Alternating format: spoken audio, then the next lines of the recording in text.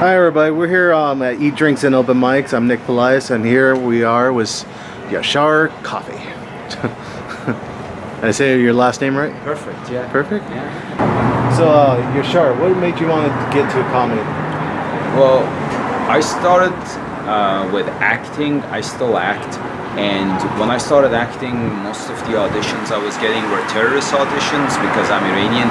And one time I had an audition where I was auditioning for the part of this one Iranian lawyer whose sister was having an affair with a Mexican gentleman, and I was supposed to go to this motel and shoot them both. But the way the way the murder was being carried out was extremely dumb and stupid. Like if you're drunk or if you are mentally challenged, then yes, you kill somebody like that. But a lawyer would not just walk into a hotel and shoot people like that, walking right in front of a security camera and other sort of like miscalculations that the character did. So I did the audition, and then I went and called a friend and I said, listen, like I'm not saying we the Iranians or any nation out there, they're all angels. You have everybody has their own share of criminals, but we're not that dumb. We don't kill people like that. And he laughed at that and he said, why don't you try telling that on stage for an audience? So I started doing stand-up comedy from that point forward.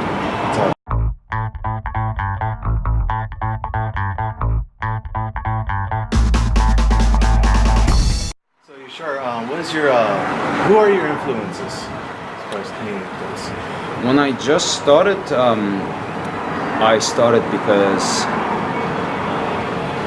my main influence was Craig Ferguson. He was doing these free forums and he was talking about like monkeys and parrots, and he was having these long stories about things that happened to him in the past, and that was really inspiring to me. Like, and others that I really liked, that they were like real craftsmen in the game of the stand-up comedy, were of course George Carlin.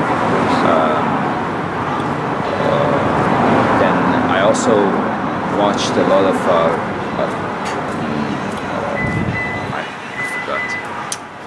That's kind of bad. But yeah, Craig Ferguson is actually awesome. Craig Ferguson got me started. Yeah, he's awesome. But yeah. Love his voice. Hey, yo, man. Yeah, when he just talks in free forums, telling stories, relaxed on stage. Yeah.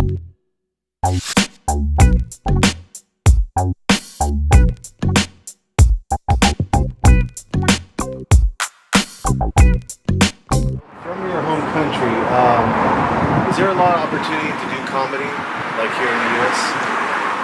Back in the day, they used to have stand-up comedy, and the format was you would get a guy who would tell a joke, pretty much like a one-liner, and then they would play a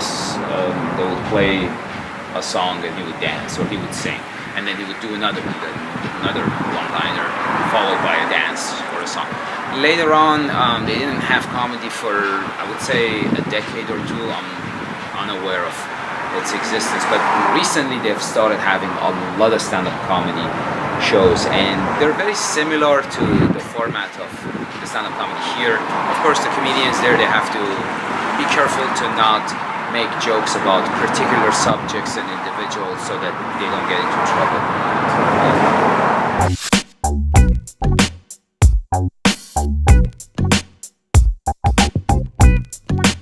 People who are from your home country, what advice would you give them if they were coming into America to try out stand-up?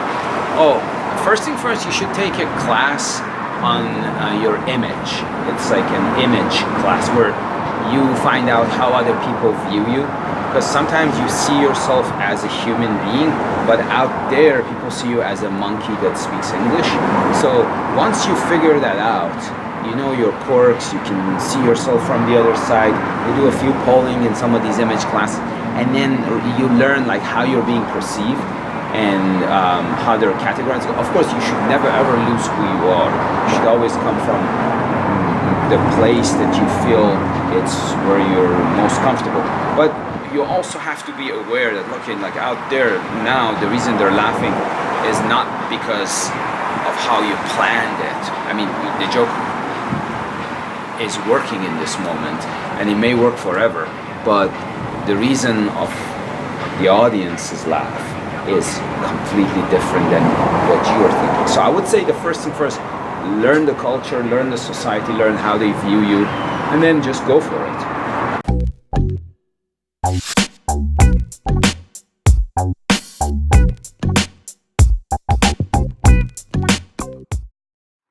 Where do you see your career going as far as right now?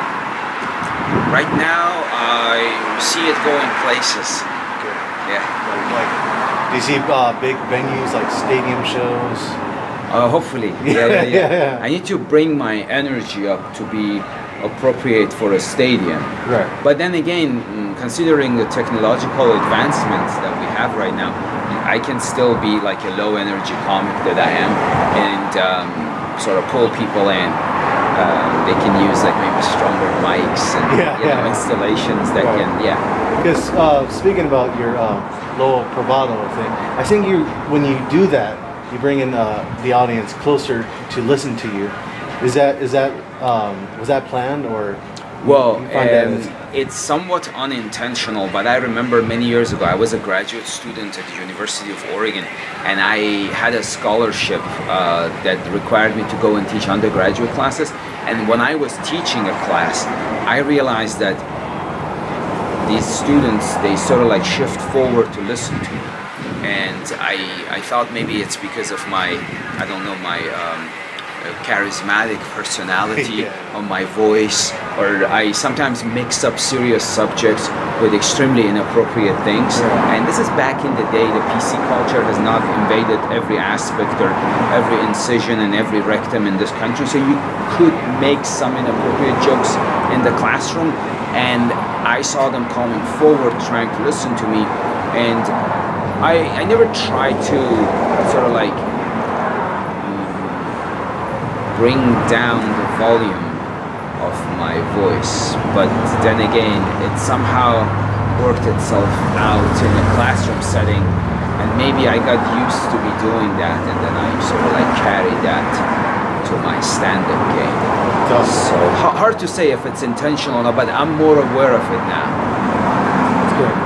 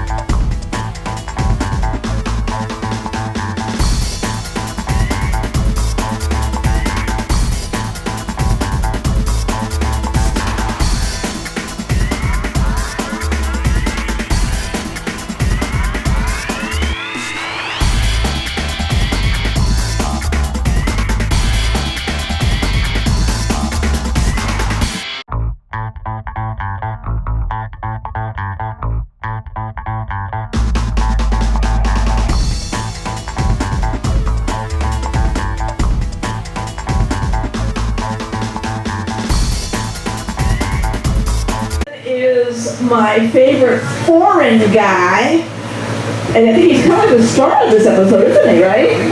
So please welcome Yashar Kafi.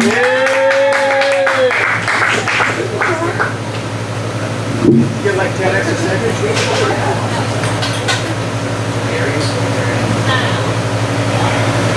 How you guys doing? Yeah! My name is Yashar. Thank you.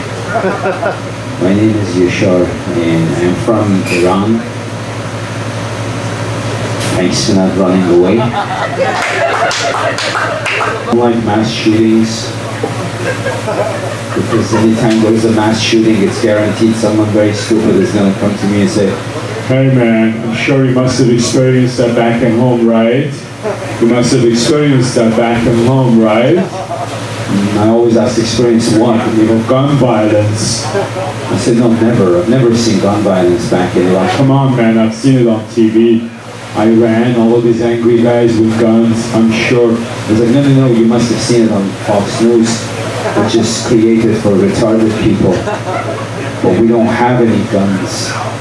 It's a disrespect to my culture, because Iranians are very educated and cultured people. They don't believe in guns. They build car bombs. I drive for Uber. One time I had you didn't need to do that. Every douchebag was driving for Uber. One time I was driving a transgender passenger. She was sitting in the backseat and I heard some noise and looked back and I saw she was getting changed. But unfortunately I saw a little more than what I needed to see. So I got a little shocked and traumatized. I didn't know how to bring that up, but I found a diplomatic way to ask a very important question. So excuse me, miss. I have OCD. While you were changing, miss, did your penis touch the back seat? And then she said, are you really OCD or are you a transphobic person? I said, actually, I'm neither.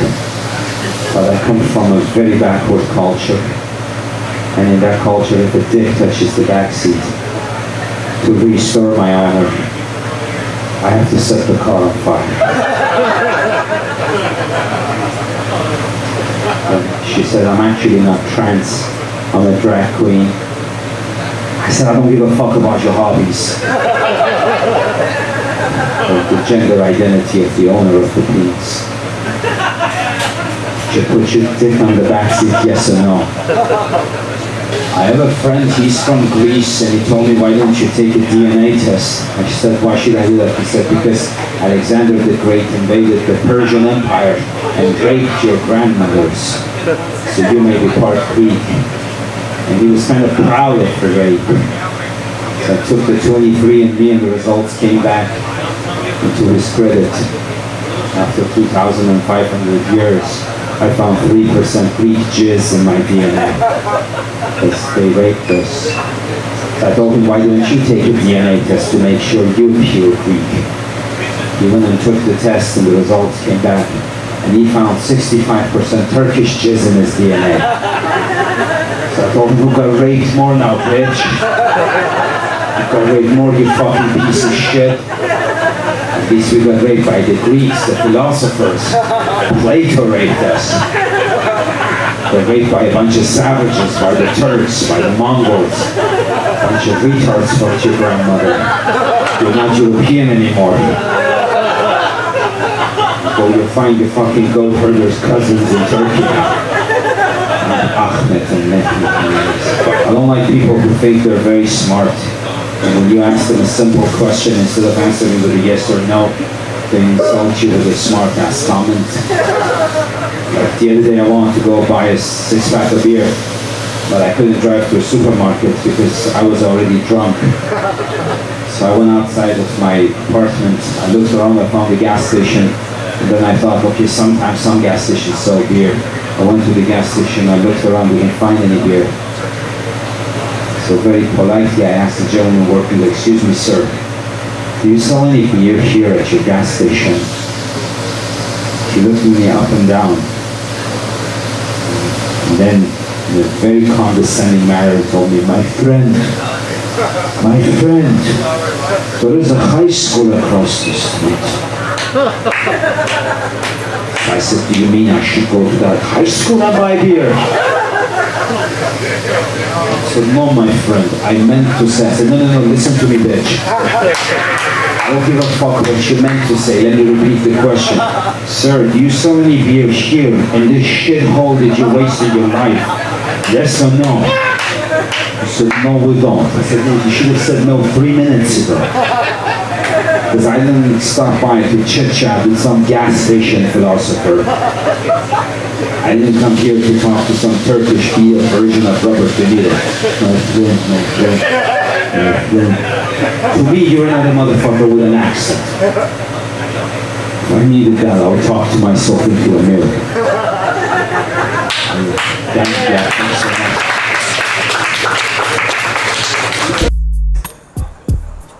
This is so too friendly, but she's also a woman.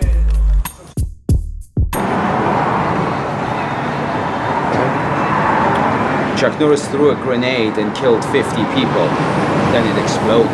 Wah, wah, wah. Death once had a near Chuck Norris experience. Wah, wah, wah. When Chuck Norris was in middle school, his English teacher assigned an essay. What is courage? He received an A+ for turning in a blank page with only his name at the top. Wah, wah. Chuck Norris can kill 2 stones with 1 bird. Wah, wah, wah. Chuck Norris can hear sign language. Wah, wah, wah. Chuck Norris counted to infinity twice.